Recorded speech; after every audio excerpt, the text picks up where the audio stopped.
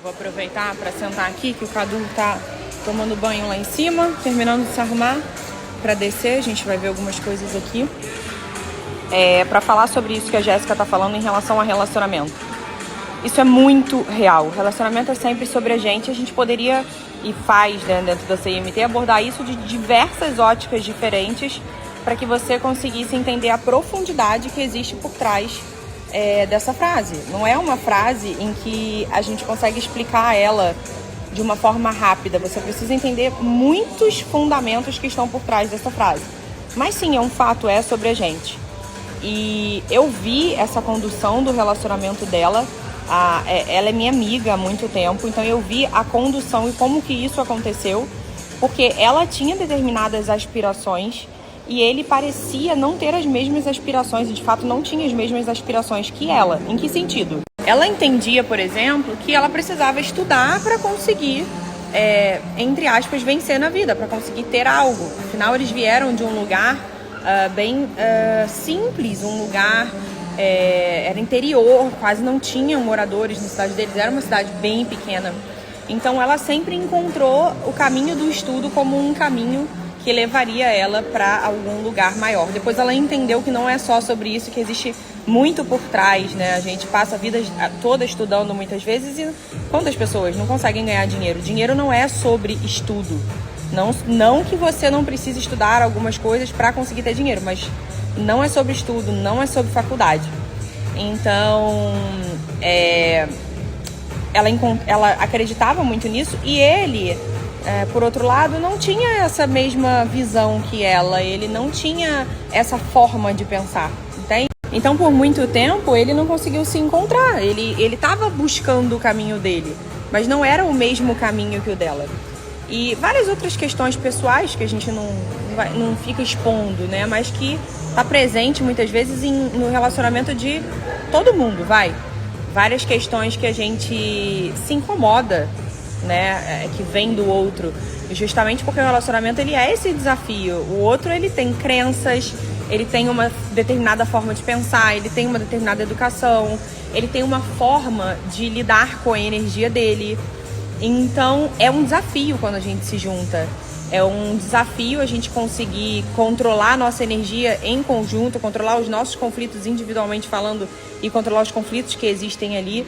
Mas quando a gente aprende realmente a lidar com a gente mesmo, e quando a gente entende aspectos mais profundos de uma relação, a gente começa a superar esses desafios com muita facilidade. Então eu posso dizer para vocês que eu não tenho hoje nenhum desafio dentro da minha relação com o Cadu. Nada.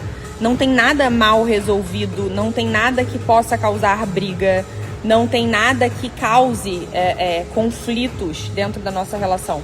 Por quê? Você está somando duas pessoas que aprenderam a lidar com si mesmas. Você tá somando duas pessoas que são completas. E é aquilo que eu sempre falo. Meio vezes meio é igual a 0,25. 1 vezes 1 é igual a 1. Então, quando você tá com duas pessoas que elas são pessoas que não são bem resolvidas, que vivem cheias de conflitos, elas naturalmente não vão conseguir se relacionar tão bem com a outra. Elas não vão formar um casal tão forte.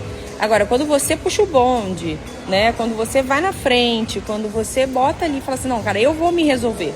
Eu vou resolver minhas questões. Talvez isso seja questão de percepção. Talvez ele vá conseguir... Você começa a trabalhar na sua mente uma outra imagem da pessoa. Não a imagem que ela tem naquele momento, das coisas que ela faz, mas uma imagem do que você quer que ela realmente seja pra você. De como você quer que ela reaja a determinadas coisas. Só que as pessoas, elas não têm calma pra fazer. Só pra vocês terem noção, tinha coisas que eu queria viver com o Cadu, que eu trabalhei na minha mente e eu vivo isso depois de, 5 anos, depois de 2, 3 anos. É uma desaceleração. É uma desaceleração e a gente precisa ter paciência. Eu não vou ficar trabalhando determinadas coisas, que são coisas, inclusive, que a gente trabalha muito ali na CIMT, como os diálogos mentais, como a questão do cenário de vida, a questão das ideias. Eu não vou despertar desejo, eu não vou ficar trabalhando isso hoje e amanhã a pessoa vai estar... Não, leva um determinado tempo, inclusive para eu conseguir internalizar aquilo ali e para eu mudar a minha mentalidade. Mas quando eu mudo, necessariamente o outro muda. Por quê? Porque o mundo exterior é um reflexo do nosso mundo interior. Então, quando essa mudança começa em mim, gente, é matemático, é necessário, entende? É uma lei da vida, é um princípio. Então, quando eu mudo, o outro muda também.